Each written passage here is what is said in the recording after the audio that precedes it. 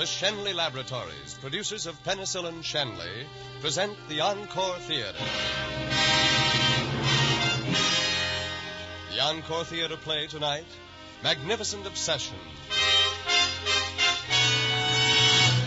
Our star is Cornell Wilde.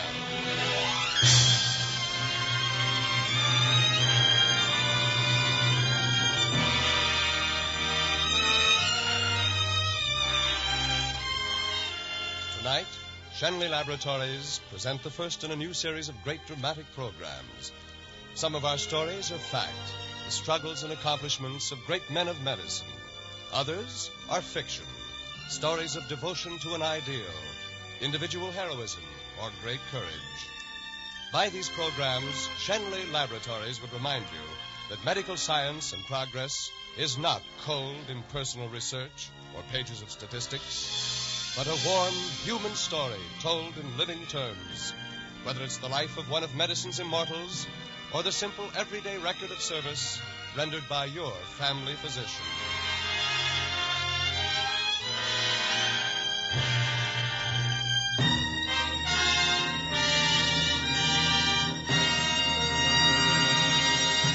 And now, the Encore Theatre presents Magnificent Obsession, starring Cornell Wilde as Dr. Robert Merrick and Lorene Tuttle as Helen Hudson.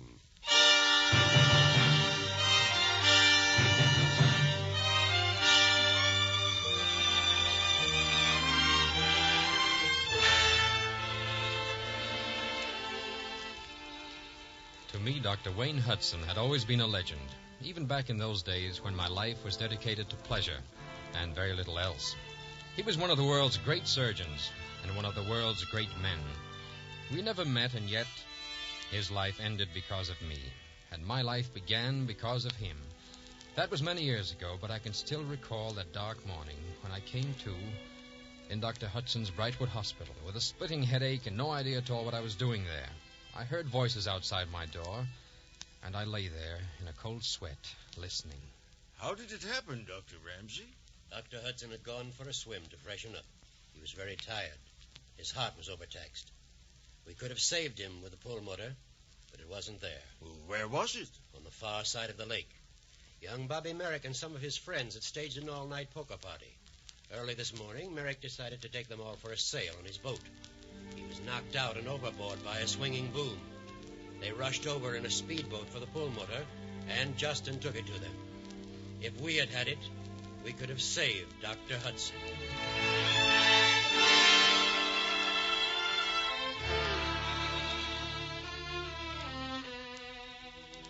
We could have saved Dr. Hudson. We could have saved Dr. Hudson. I lay there for days with those words lashing at me. I saw them in the eyes of the people who came to see me. I saw them in the eyes of the nurses and the doctors. When I began to think, I'll never escape them. Every time I read a death notice, I think, could Dr. Hudson have saved that life? And at last I couldn't stand it anymore, and I cornered Nancy Ashford, the head nurse. Look, Mrs. Ashford, I'd like to ask you something, and I'd like to have you ask yourself the same question. Is it my fault that my life was saved and young Dr. Hudson was drowned? How did you know? Nurses are always under strict orders not to tell. No, the nurses didn't tell me, but I have ears and I have eyes, unfortunately. You're all asking yourself, what right have I to be alive and Dr. Hudson dead? No. Well, I'm asking myself that. I know my life isn't worth his. Dr. Hudson wouldn't want you to feel that way. No? Well, how would Dr. Hudson want me to feel? I think Dr. Hudson would say that if you felt responsible for the loss of a man, then you'd better find a way to make up for that loss. Well, that's a pretty big order, sister. Yes, Mr. Merrick. That is a pretty big order.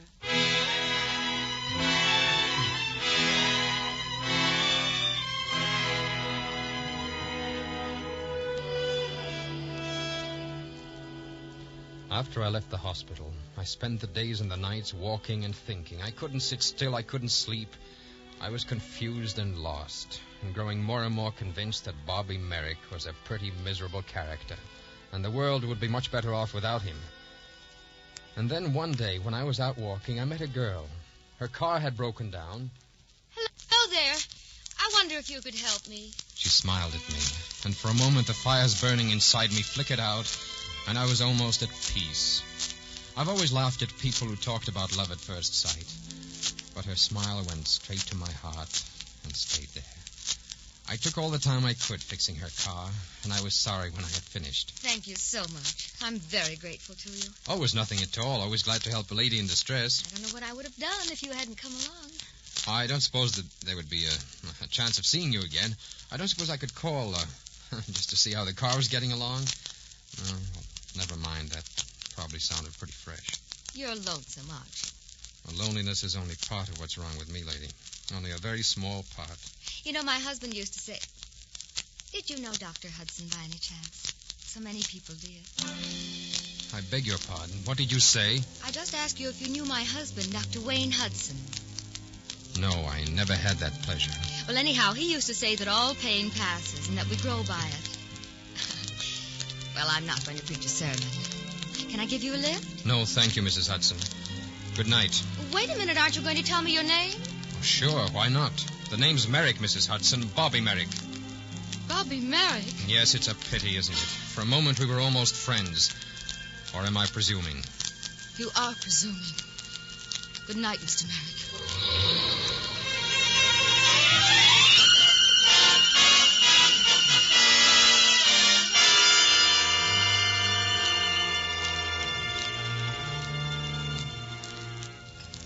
I stood there watching her car disappear over the hill, feeling as though I had been slammed against the earth until every nerve was bleeding.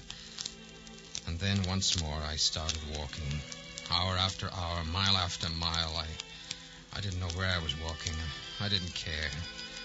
I lost all consciousness of my surroundings until suddenly I realized that it was very late at night and I was cold and lost in more ways than one. I stopped at a house whose lighted windows suddenly appeared like a beacon. Yes? I beg your pardon, but I'm afraid I've lost my way. Come in. Thank you. If I could just use your telephone. You look all in. Why don't you sit down and rest a few moments? Thanks. I'm sorry to bust in like this. I thought I knew my way perfectly well. Say, wait, where have I seen that face before? Oh, that's a bust of Dr. Hudson I made just before his death. It's for the hospital. You may have heard of him. Heard of him? Oh, yes, I've heard of him. He's haunting me. First, my life is saved with someone's lung machine. Whose? Dr. Hudson's. Then they take me to a hospital. Whose? Dr. Hudson's. Then I meet a girl. A very beautiful girl, and whose wife is she? Dr. Hudson's? That's right. Then I come here to borrow a telephone. There he is again. He's haunting me. He's haunting me. I see. You're old Mr. Merrick's grandson. Yes, that's me. Bobby Merrick. A name that will go down in infamy. A name that will go down. Now, you go right to sleep, Mr. Merrick, and in the morning we'll have a long talk. I've been wanting to talk to you for some time.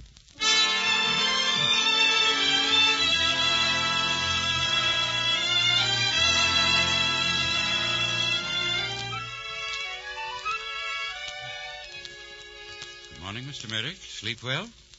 Why, I beg your pardon. Would you mind telling me where I am? You're in my house, on my couch, as a matter of fact.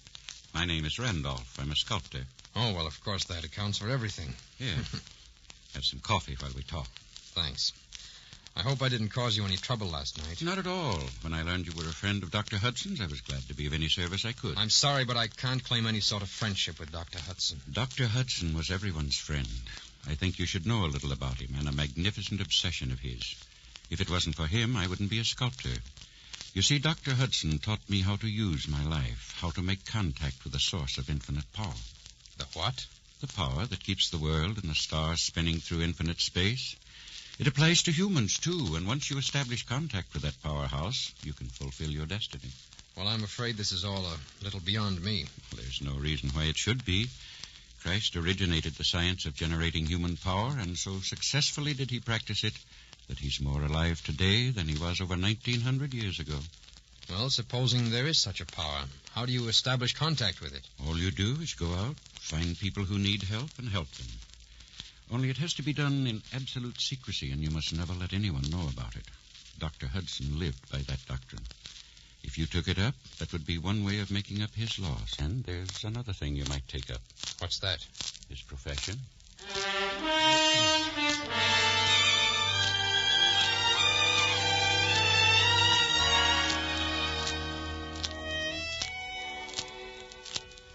I've something to tell you, Mrs. Ashford. Yes?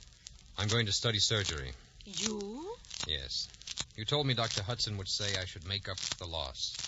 Well, that's what I'm going to try to do.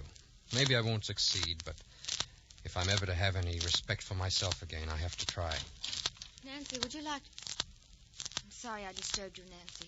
I'll stop by later. Helen, Bob is going to study surgery. Surgery? Bobby Merrick. Yes, it does sound funny, doesn't it? Have you any idea at all what it means to be a surgeon? It means years of study and work. It means discipline and self-denial. It means much more than that, Mrs. Hudson.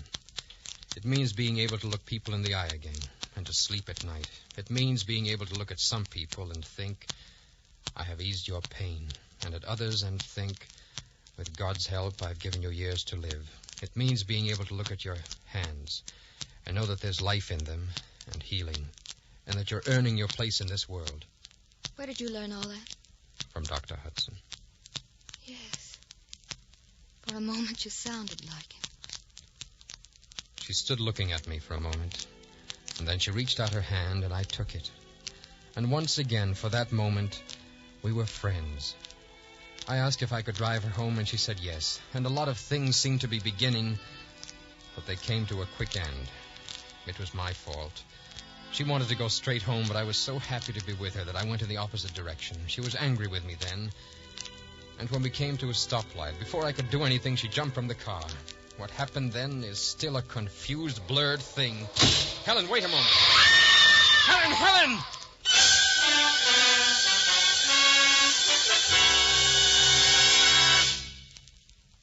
Well, Dr. Ramsey? The operation was a success, at least as far as her life is concerned. Thank God for that. But there seems to be a depressed fracture involving the occipital lobe of the brain. I'm afraid she will never see again. No. Oh, no.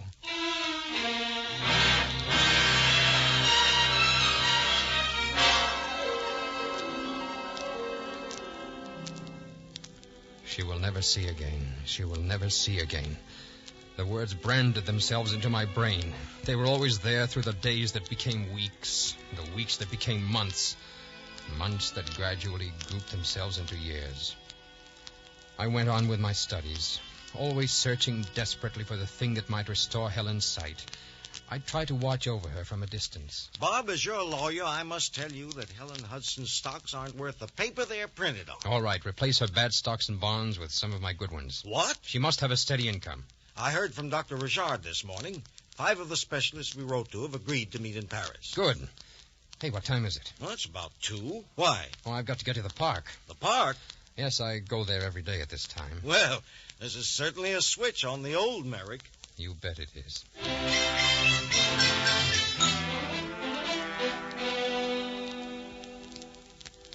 She came every day to the little park near her house, and I would sit there and watch her. She brought her Braille books with her, and she would sit there and study. It was a long time before I had an opportunity to speak to her, but at last one day she dropped her book, and I was able to pick it up and hand it to her. Here's your book. Oh, thank you. I didn't realize anyone was near. I was studying my lesson. Would you let me coach? Oh, I couldn't do that. I'd be embarrassed learning my ABCs with a grown-up. It won't be long before you'll be reading Shakespeare. Did you know they have him in Braille now? Yes, I did. But how do you know? Well, I'm interested in the Braille system. Oh? Are you a doctor? A fledgling doctor. Really? What did you say your name was, Doctor? Robert. Oh, Dr. Robert. I'm Mrs. Hudson, Doctor. Thank you so much for your courtesy. I must be going now. Will you be here tomorrow? Yes, I come here every day. Well, I'll be waiting for you.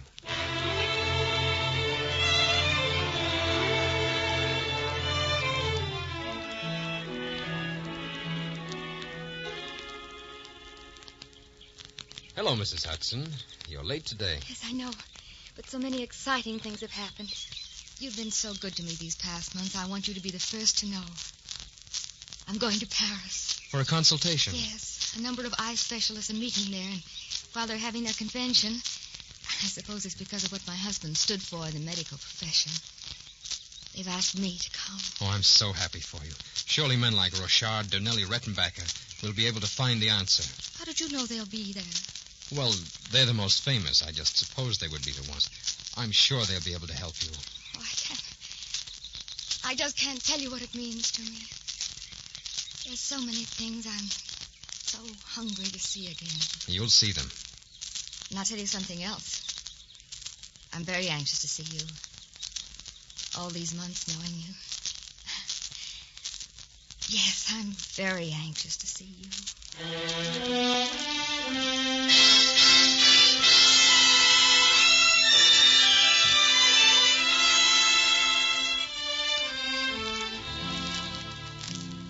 I watched her go that day, knowing that if her sight was restored, I would never see her again.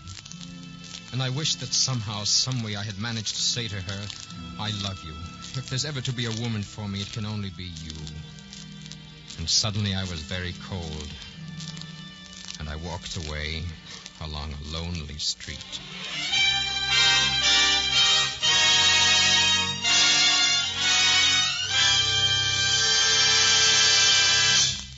Between the acts of Encore Theatre, Shenley Laboratories bring you an announcement that is vital and important. For today, penicillin is in the news. You read that wonder drug is now standard equipment in first aid kits on leading airlines, or that penicillin is playing a part in research on preventing of tooth decay.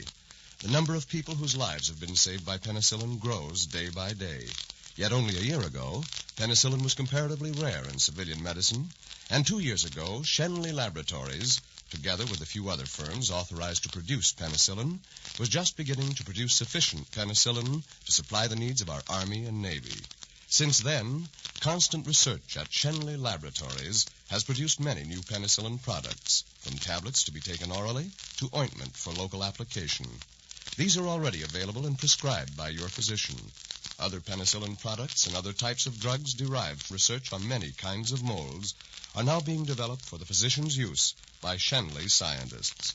Because of the importance to humanity of drugs of this type, Shenley Laboratory resources are currently being concentrated on their development and improvement.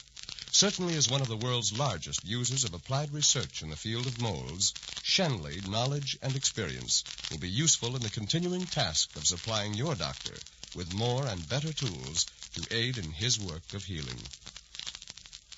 And now, Shenley Laboratories present the second act of Magnificent Obsession, starring Cornell Wilde and Lorene Tuttle.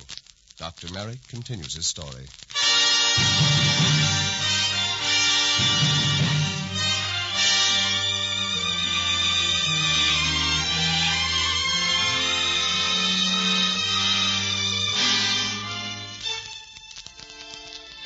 Helen went to Paris for the consultation.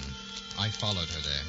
I was in that consultation room, though Helen didn't know it. Now, Mrs. Hudson, just fix your eyes as though you were looking straight in front of you. Now then, please tell me if you see a little light. No. The day before yesterday, she had definite perception of light. You say you perceived light the other day, Mrs. Hudson. I think so. Yes. Which indicates slightly less trouble on one side of the brain than the other. Just rest for a few moments, Mrs. Hudson. Thank you.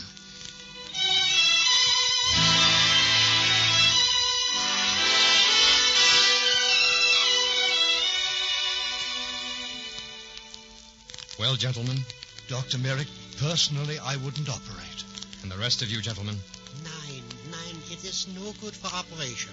Every year we make new discoveries, Dr. Merrick. Perhaps next year or the following, we may be better able to help her. But right now, an operation is not the answer.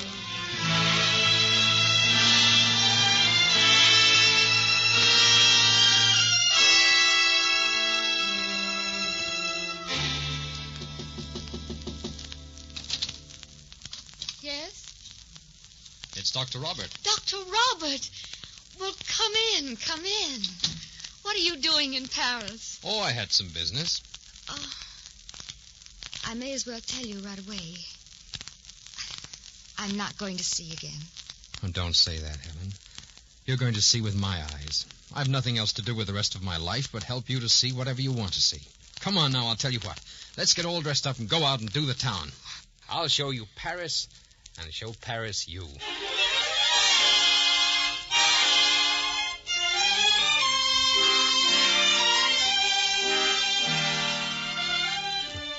Have some popcorn. Thanks. Tell me some more about the carnival. Well, on your right, madam, is Katinka, the fattest lady in the world. She tips the scales at 360 pounds, mesdames et messieurs. And on your left, we have a sword swallower. Not really. Yes, there it goes. The sword is disappearing right down his stomach. Can you imagine doing that for a living twice a day? One must eat. Yes, but not swords. Hey, there's a Ferris wheel. Come on, let's go ride on the Ferris wheel. Oh.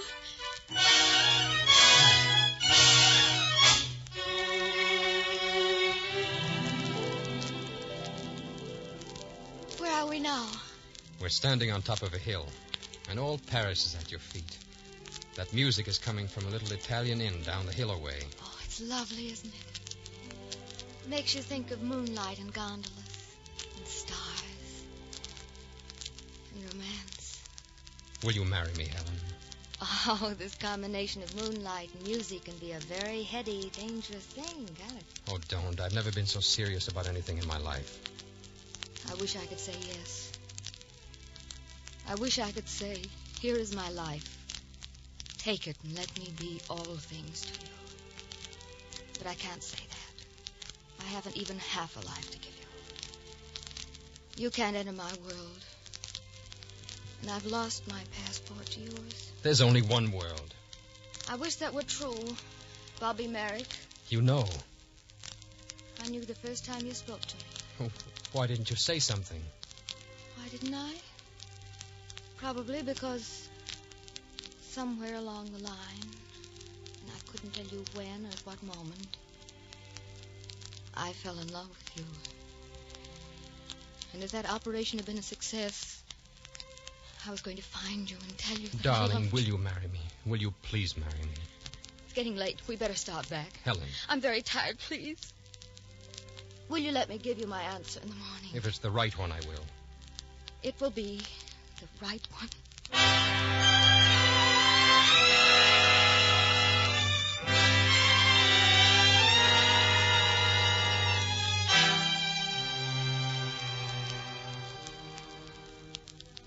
In the morning, there was a note for me at the hotel desk.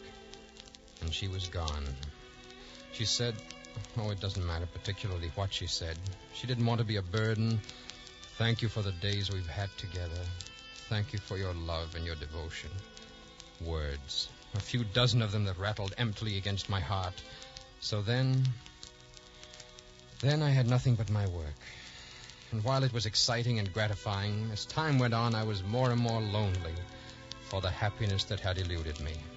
It was a long time before I returned to America, before I returned to take over Dr. Hudson's position at Brightwood Hospital. Dr. Merrick, this is a proud day for Brightwood Hospital. It's going to be a great pleasure working with you, sir. Thank you, Dr. Thomas. I tell you, it makes us feel pretty good to be a part of something that is constantly growing. Medicine and surgery have changed since I was your age, and they'll change more by the time you are mine.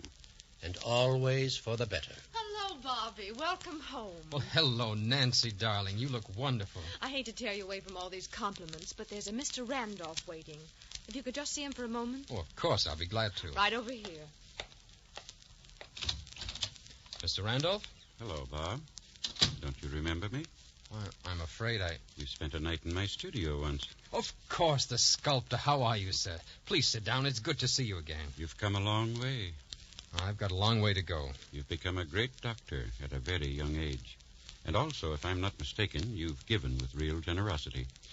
Well, you did establish contact with a source of power, didn't you? You're mistaken about one thing, Mr. Randolph. I didn't give anything to better myself in any way. I've founded clinics, I've donated to medical research, but it was for one person only, who needed the kind of help that a doctor can give. Whatever I've been able to do was done in the hope that she might be one of those helped somewhere. Dr. Merrick, let me tell you what I've come to you about. Not long ago, I was in Virginia, and while I was there, I happened on a very unfortunate case. A woman who is blind. Blind? This blind woman, whom I want you to help, affords us the opportunity to complete a circle. She is Mrs. Hudson. Helen? Yes, she's critically ill. Helen! I'll go to her at once.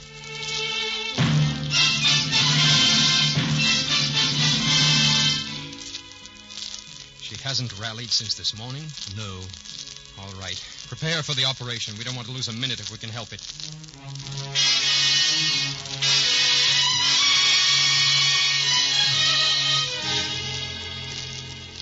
They're ready in the operating room, Bob. Nancy, I don't know if I can do it. Bob. I can't hold my hands steady. Look at them. All these years I've been hoping, praying that someday I'd be able to help her, and now... Dr. Merrick, this is no time for emotions or sentiment. This is surgery. The fact that the patient is Helen Hudson makes no difference. This is a woman whose life is in your hands, and you can save her. You can and you will. You're not a man right now. You're a surgeon. Thank you, Nancy. Come on.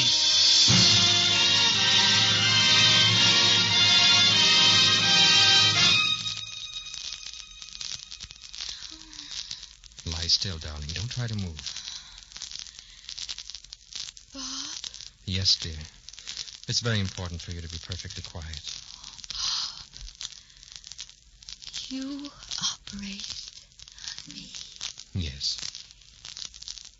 My eyes? What about your eyes, darling? I think I can see. Just a little light. Are you sure? Yes. Yes, I am sure. What does it mean? It means that one day, very soon, you will be able to see again. Oh, Bob. You must go to sleep now, darling. You mustn't get excited today. Tomorrow? Bob, can I get excited tomorrow? Yes, darling. Tomorrow. Tomorrow is such a beautiful word. Tomorrow our world will begin again. And from now on, it's going to be the same world for both of us.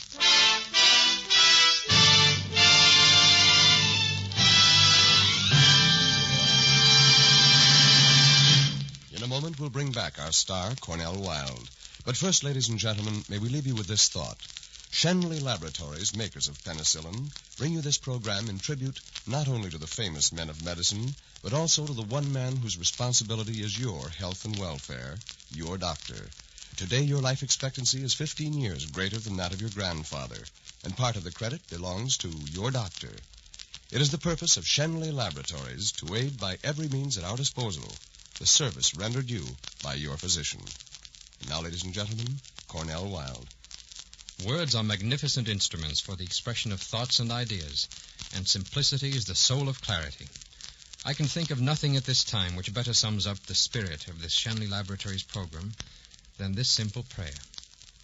The eternal providence has appointed me to watch over the life and death of all thy creatures. May I always see in the patient a fellow creature in pain. Grant me strength and opportunity, always to extend the domain of my craft. This is the prayer of the physician. It is ages old, yet today it is as new as the hope for a peaceful way of life for all the world.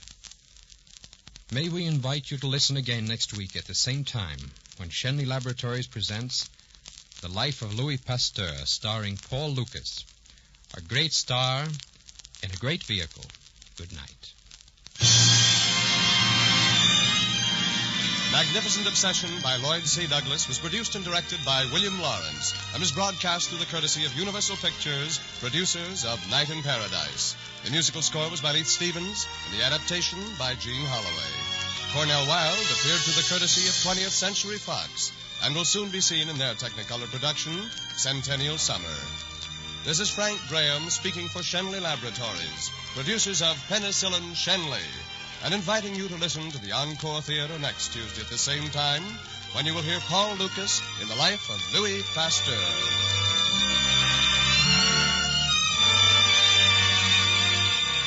This is CBS, the Columbia Broadcasting System.